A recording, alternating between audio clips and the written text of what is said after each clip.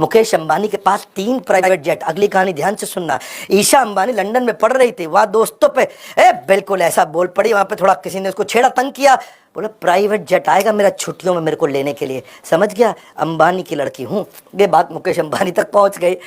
मुकेश को लगा यार बेटी में थोड़ा अहंकार आ रहा है, उसने जेट नहीं भेजा। उसने बोला कि जो तुमको पैसे दिए ना वहाँ जेब खर्ची के, उसी पैसे से पैसा बचा के अपनी टिकट लेके खुद आओगी।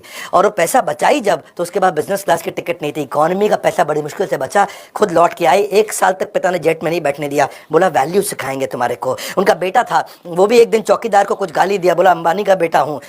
जब मुकेश अंबानी को बात पता चली, उसने चौकीदार को ढूंढा, पता लगाया उसके बारे में, सारे परिवार को इकट्ठा करके चौकीदार को बुलवाया, वहीं माफी मंगवाई उससे। बोले कि हमारे को वैल्यूज सिखानी है ये, और क्या पैसे की भी वैल्यू और वैल्यूज की भी वैल्यू।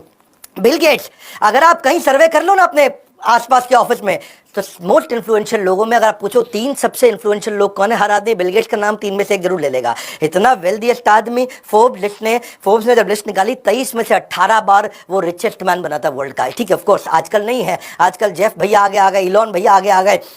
तो एक बार जो है ना, ये एक सर्वे किया, एक एक्सपेरिमेंट किया कि बिल गेट्स इतना अमीर आदमी है, अगर सड़क पे पैसे गिर जाए उसकी जेब से, तो कितना पैसा होगा कि वो झुक के उठाएगा। क्या, कितना पैसा होगा कि वो झुक के उठाएगा। तो बिल गेट्स के साथ ये सर्वे किया गया, तो उसने उसकी नेट वर्थ, उसकी पर्सनल एसेट को कैलकुलेट किया, हिसाब किताब लगा के समझे कि अगर $50,000 अगर गिर जाए, है यानी कि लगभग 36 लाख रुपए गिरा होगा, तब बिल गेट्स के लिए झुकना किसी मतलब कोई वैल्यूएबल होगा कि भाई मैं झुकूं, झुक करके पैसा उठाऊं, क्योंकि यार मैं झुकने में इतना टाइम लग जाएगा, इससे ज़्यादा पैसा मैं बिना झुके कमा लूंगा, गिरने दे पैसा, जाने दे पैसा।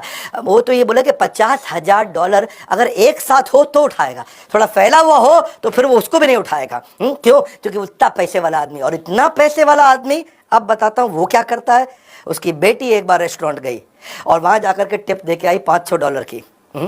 बेटी टिप दे के आई $500 की, पिता भी उसी रेस्टोरेंट में गया और वही खाना खाया, उसी टेबल पे खा के आया, वो $5 की टिप दे के आया। तो वेटर बोला आपकी बेटी $500 दिया, आप तो सबसे अमीर आदमी दुनिया के, आपने $5 दिया।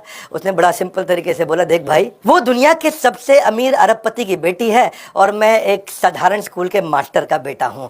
बिल गेट्स का कहना है कि भाई मैं बहुत ज़्यादा पैसे इधर उधर कभी भी खर्च नहीं करता, काफ़ी समय तक जिंदगी भर इकोनॉमी फ्लाइट में ट्रैवल किया, ये पैसे की कीमत को समझते, ये नहीं कि अरबपति तो उड़ा देंगे ऐसा।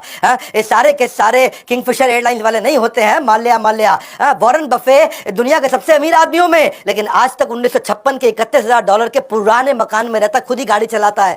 अवॉइड स्पेंडिंग मनी, सुनो मेरी बात, गोल्डन स्टेटमेंट दे रहा हूं, सुन लो भैया, तुमसे कह रहा हूं, avoid spending money which does not contribute to your success. वहां पैसा कभी मत खर्च करना जो आपकी सक्सेस में कंट्रीब्यूट ना करता हो। अगर आपके गोल को कंट्रीब्यूट करता हो तो पैसा खर्च करना ठीक है। फ्रूगल होने का मतलब, कम पैसा खर्च करने का मतलब ये नहीं कि भिखारी बन जाओ, गरीब बन जाओ, मतलब ये है जहां वैल्यू फॉर मनी हो वहीं पैसा खर्च करे।